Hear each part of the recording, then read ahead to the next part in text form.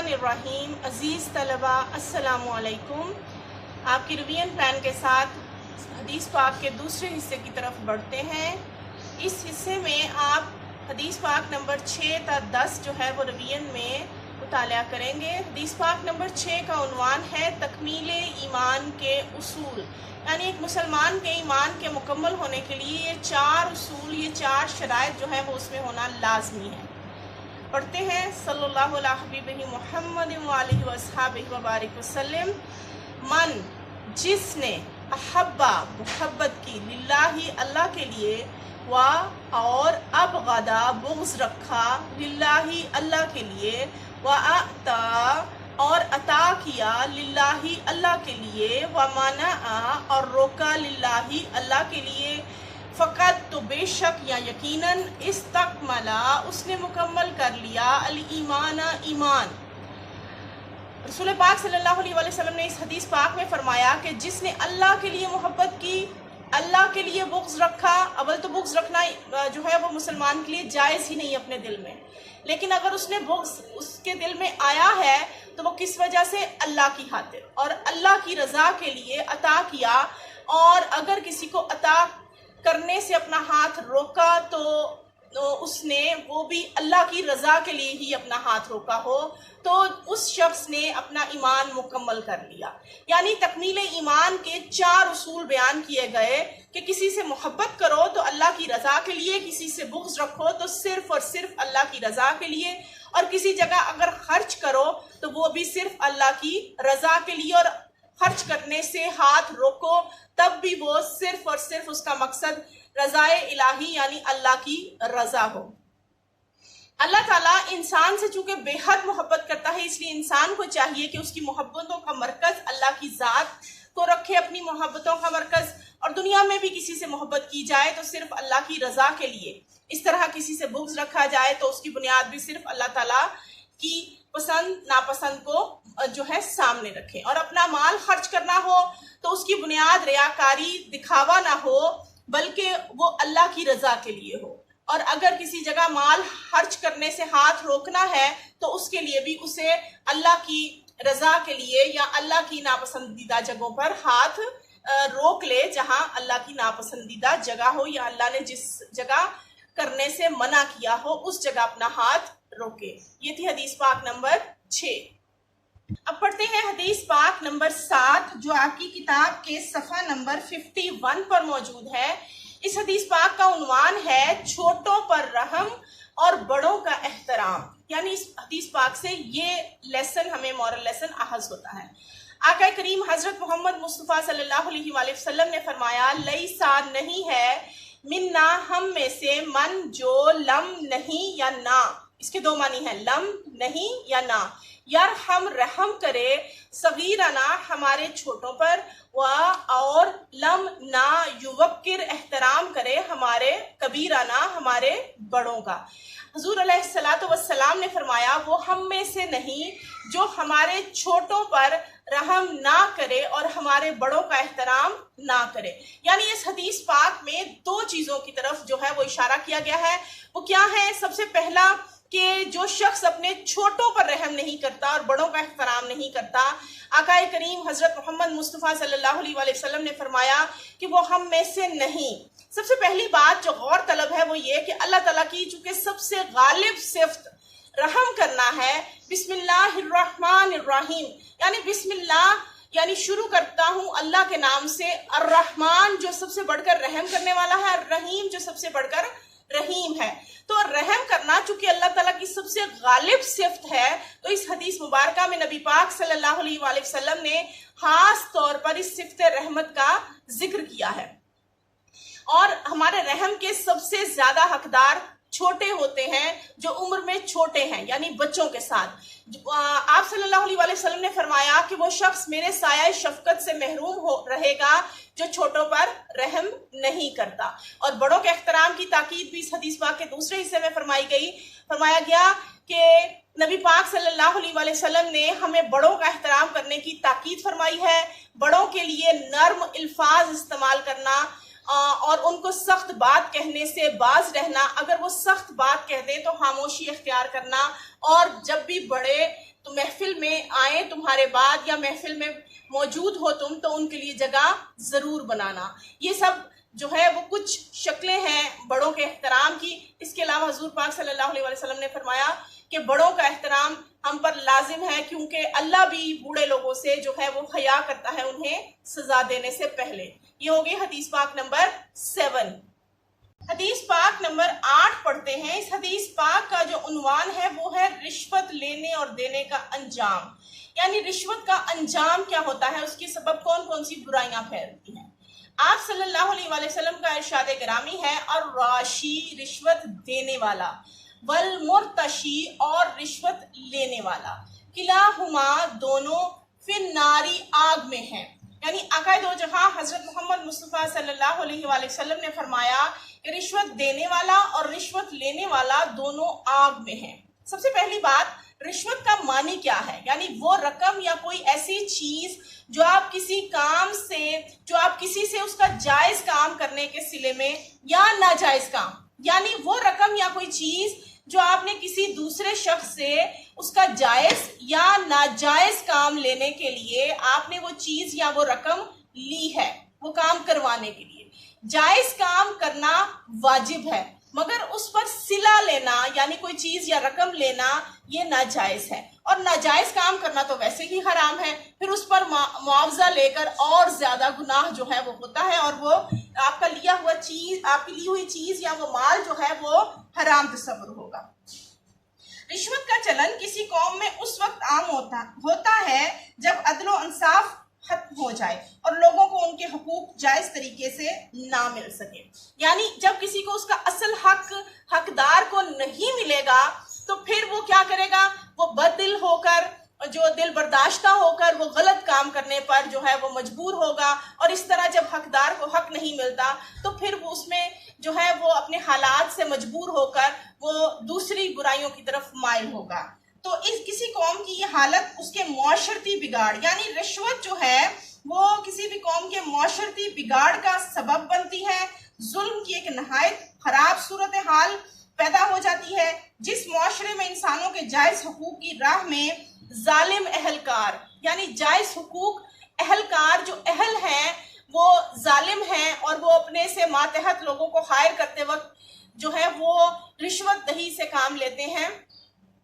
اور ناجائز مطالبے کرتے ہیں، تو وہاں اس معاشرے میں امن و سکون قائم نہیں رہ سکتا۔ اس لیے رشوت دینے والا اور لینے والا دونوں کو آقا دو جہاں نے جہنمی یعنی جہنم کی آگ میں قرار دیا۔ اب یہاں سوچنے کی بات یہ ہے کہ رشوت دینے والے کا ذکر پہلے کیا گیا کیونکہ اس نے گناہ کی ابتدا کی، اس نے رشوت دینے کا سلسلہ شروع کیا۔ رشوت لینے والا جو ہے وہ بھی جہنم کی آگ میں ہے، لیکن دینے والے کا پہلے ذکر کر کے اسے جہنم کی آگ کا ایندھن قرار دینے کا مقصد یہ ہے کہ چونکہ اس نے برائی کی ابتدا کی، اس لیے واضح رہے کہ دینے والا جو ہے وہ بھی اس گناہ سے بچ نہیں سکتا، لینے والا تو جہنم کی آگ کا جو ہے وہ حقدار ہے ہی۔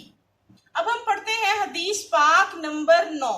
اس کا سب سے پہلا جو عنوان ہے وہ ہے عصبیت کا انجام۔ عصبیت عربی زبان کا لفظ ہے اور اس کا اردو میں معنی ہے ناحق مدد کرنا، ناجائز مدد کرنا یا ظلم کرنا، یعنی کسی معاملے میں ناحق مدد کرنا، ناجائز معاملے میں مدد کرنا یا کسی پر ظلم کرنا، اس کا انجام کیا ہوگا آخرت میں۔ آقا دو جہاں حضرت محمد مصطفیٰ صلی اللہ علیہ وآلہ وسلم کی زبان مبارک سے جو الفاظ ادا ہوئے وہ یہ ہے، من جس شخص نے نصرہ مدد کی قومہ اپنی قوم کی، علا پر یا میں، غیر الحق کی ناجائز معاملے میں، یعنی ظلم کرنے میں، ناجائز مدد کرنے میں، ناحق معاملے میں مدد کی، فہوا گویا وہ کل بعیر اونٹ کی مانند ہے۔ اب مانند جو ہے، اونٹ کی مانند کا لفظ آپ نے اردو میں پڑھا ہوگا کہ مانند کا لفظ یعنی ایز، سیم ایز، یعنی مثال دے کر، اگزامپل دے کر اونٹ کی بتایا گیا ہے کہ جس شخص نے اپنی قوم کی کسی ناجائز معاملے میں مدد کی تو وہ اس اونٹ کی مانند ہے، الذی جو ردا کر رہا ہے، فہوا تو وہ گر رہا ہے، ردا گر رہا ہے فہوا تو وہ، یعنی وہ اس شخص کی مثال ایسی ہے کہ اگر کوئی اونٹ کنویں میں گر رہا ہو، فہوا تو وہ ینزعو لٹک جائے بے ذنبہ اس کی دم کے ساتھ۔ اردو میں بامحاورہ ترجمہ یہ ہوا کہ جس شخص نے کسی ناجائز معاملے میں اپنی قوم کی مدد کی تو اس کی مثال ایسی ہے جیسے کوئی اونٹ کنویں میں گر رہا ہو اور اس کی دم پکڑ کر لٹک جائے تو خود بھی اس میں جا گرے۔ یعنی مثال کیا دی کہ جیسے اونٹ کنویں میں گر رہا ہے تو اونٹ تو کنویں میں جا ہی رہا ہے، لیکن جو شخص اس کی دم پکڑ کر اس کے ساتھ لٹک جائے گا تو وہ شخص بھی اس کنویں میں جا گرے گا۔ یعنی ظلم کرنے والا جو ہے وہ تو جہنم میں جائے گا، لیکن جس نے ناحق اس کی مدد کی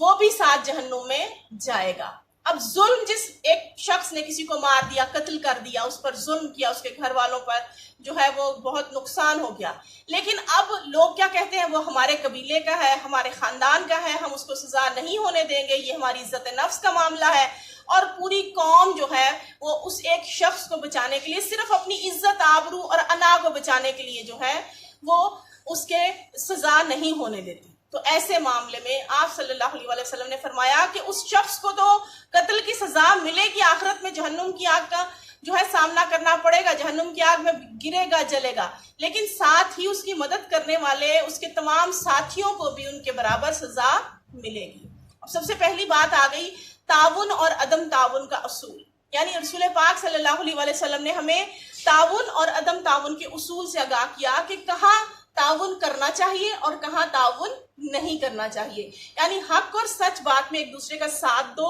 لیکن باطل اور جھوٹ میں دوسروں کا ساتھ مت دو، چاہے وہ تمہارے خاندان کا شخص ہو یا قبیلے کا ہی فرد کیوں نہ ہو۔ اب دوسری بات آ گئی تعصب اور عصبیت، یعنی اپنی قوم، خاندان، قبیلے سے محبت فطری تقاضا ہے، ہر شخص کو ہوتی ہے، لیکن اس محبت میں کا شکار ہو کر ظلم جس نے کیا ہے اس کا ساتھ مت دو، یعنی کسی ناجائز معاملے میں کبھی بھی کسی کا ناحق معاملے میں کسی کا ساتھ نہیں دینا چاہیے۔ رسول پاک صلی اللہ علیہ وسلم نے ہمیں جائز کام میں مدد کرنے کا، حق اور سچ کا ساتھ دینے کا جو ہے وہ حکم دیا ہے، اور ناجائز معاملے میں حمایت کرنے کا انجام یہ بتایا کہ جس طرح اس گناہ کرنے والے شخص کو گناہ ہوگا، سزا ملے گی آخرت میں، بالکل اسی طرح حمایت کرنے والے کو بھی جو ہے سزا ملے گی، اور وہ دنیا میں بھی برباد ہوگا اور آخرت میں بھی برباد ہو جائے گا۔ حدیث پاک نمبر 10، یعنی آپ کے سلیبس میں موجود آخری حدیث